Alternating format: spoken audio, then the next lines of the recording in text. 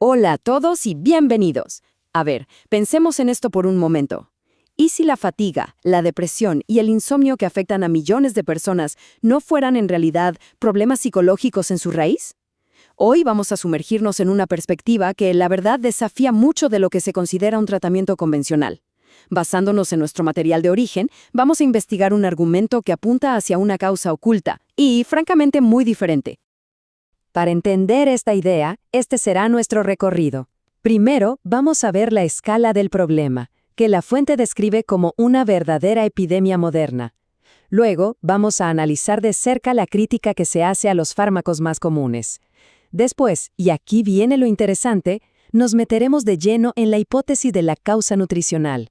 Exploraremos un posible camino alternativo hacia la sanación y cerraremos con una reflexión sobre las implicaciones más amplias que esto podría tener para la medicina actual. Muy bien, empecemos por el principio. Sección 1. Una epidemia de salud moderna.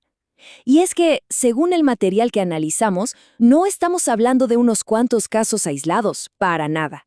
Estamos frente a un problema que ha crecido hasta alcanzar proporciones verdaderamente masivas en nuestra sociedad.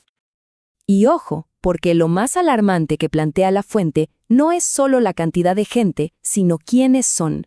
Esto ya no es solo un problema de adultos. Se está observando un aumento que enciende todas las alarmas en niños. Esto nos obliga a preguntarnos, ¿qué es lo que ha cambiado tanto en las últimas décadas para que estemos viendo esto? 8 millones. Dejemos que esa cifra resuene un poco. No estamos hablando de algo pequeño. Según la fuente, ese es el número aproximado de niños solo en Estados Unidos que están tomando medicamentos psicotrópicos para condiciones como el TDAH. Este dato por sí solo ya nos da una idea de la escala del fenómeno del que estamos hablando. Y claro, si el problema es tan masivo, la pregunta obvia es, ¿qué se está haciendo al respecto? Esto nos lleva directamente a la segunda parte de nuestro análisis. Aquí es donde la fuente pone la lupa sobre el enfoque farmacéutico y, la verdad, presenta una crítica bastante contundente. A ver, para poder seguir el argumento, es clave entender primero cómo funcionan estos medicamentos. Los ISRS, como el famoso Prozac, son de los más recetados. El objetivo, nos dicen, es aumentar la serotonina en el cerebro. Pero la pregunta clave que plantea la fuente es, ¿cómo lo hacen exactamente? ¿Cuál es el mecanismo real? Aquí lo vemos paso a paso. La clave, según el texto, no es que el fármaco cree más serotonina. No, lo que hace es bloquear su proceso natural de reciclaje. Imaginen que es como tapar el desagüe de un lavabo. El agua, que sería la serotonina, no se va, se acumula y termina inundando todo el espacio. Este bombardeo constante, esta inundación, hace que la neurona que recibe la señal se canse, se sature y pierda sensibilidad. El resultado es una especie de adormecimiento que oculta el síntoma, pero no soluciona la pregunta de fondo. ¿Por qué había poca serotonina para empezar? Y la crítica no se queda solo en el mecanismo de acción. La fuente va más allá y señala riesgos que son, francamente, muy serios. Habla de posibles daños cerebrales a largo plazo y de efectos secundarios extremos, como los que se mencionan aquí. Pero el argumento central es este. Incluso si estos fármacos logran suprimir los síntomas, la causa original, el problema de raíz, sigue ahí, intacto y sin ser tratado. Para que quede clara la contundencia de esta crítica, la fuente incluye esta cita directa de su autor. Es una afirmación fuertísima, no hay otra forma de decirlo. Refleja una desconfianza total en las prácticas de la psiquiatría convencional, llegando a presentarla como una industria que, en su opinión, opera sin fundamentos objetivos. Y aquí, justo aquí, es donde la narrativa da un giro de 180 grados. Si la causa no es un supuesto desequilibrio químico que necesita un fármaco para corregirse, entonces, ¿cuál es? Bueno, la fuente propone un cambio radical de perspectiva, dejar de mirar a la psicología y empezar a buscar respuestas en la biología del cuerpo, en la nutrición. Este cuadro lo resume todo de una manera súper clara. Fíjense en el contraste. Por un lado tenemos el enfoque psiquiátrico, que la fuente describe como subjetivo, basado en una lista de síntomas. Por otro, el enfoque nutricional, que busca causas físicas, medibles, con pruebas objetivas de laboratorio. En el fondo, la pregunta que se plantea es, ¿estamos tratando síntomas en la superficie o estamos realmente buscando la raíz del problema? Entonces, ¿A qué se refiere la fuente con causas físicas? Bueno, lo desglosa en piezas fundamentales. Piensen en esto como construir una casa. Los aminoácidos son los ladrillos, la materia prima. El intestino es la fábrica principal. Ahí se produce el 90% de la serotonina. Las vitaminas y minerales, como la B6 y el magnesio, son las herramientas que permiten que todo el proceso funcione. Y por último, hay que estar atentos a los saboteadores externos, como toxinas o infecciones que pueden arruinar todo el trabajo.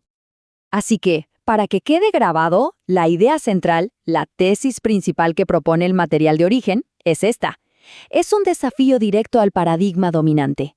Afirma que lo que muy a menudo etiquetamos como un problema mental es en realidad un problema físico que simplemente se manifiesta con síntomas neurológicos y emocionales. Ok, la teoría suena interesante, pero ¿cómo se ve esto en la práctica?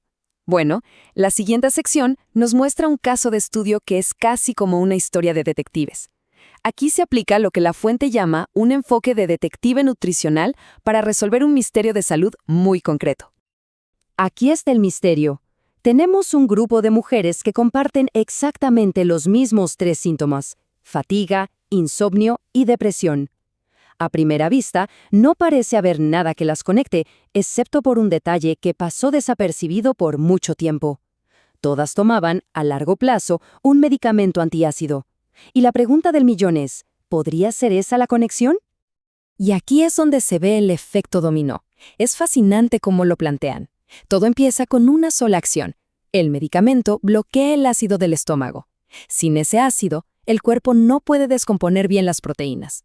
Esto significa que un aminoácido clave, el triptófano, no se absorbe correctamente. Y fíjense en la cascada que esto provoca.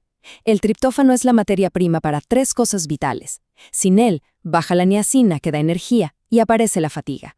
Sin él, baja la melatonina, que regula el sueño, y aparece el insomnio. Y sin él, baja la serotonina, que regula el ánimo, y aparece la depresión. Un solo problema inicial explica perfectamente la tríada de síntomas. Y si la causa era una cascada de problemas, la solución que se reporta en la fuente fue, pues, revertir esa cascada. Bastante lógico, ¿no? En lugar de añadir más fármacos para cada síntoma, el enfoque fue quitar el obstáculo inicial. Se retiraron los antiácidos, se ayudó a la digestión y se suplementó con los nutrientes que faltaban. El resultado, según se informa, fue la desaparición total de los 3 síntomas en solo unos meses. Este caso particular sirve como un puente perfecto hacia nuestra última sección, porque aquí la fuente amplía la mira mucho más allá de la psiquiatría y plantea una crítica a un problema que, según argumenta, afecta a toda la medicina moderna en su conjunto. La palabra clave aquí es iatrogénica. Quizás no es una palabra que usamos todos los días, pero su significado es, bueno, bastante fuerte. Significa literalmente una enfermedad causada por el propio tratamiento médico.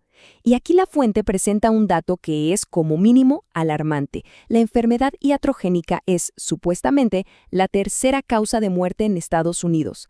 La implicación es tremenda. El propio sistema de salud podría ser un factor de riesgo significativo. Y para que entendamos la magnitud de lo que se está hablando, la estimación más alta citada en la fuente es de 440,000 muertes al año por esta causa. Para ponerlo en perspectiva, el texto nos pide imaginar esto. Es el equivalente a que 3 aviones Jumbo se estrellaran cada día del año, sin dejar supervivientes.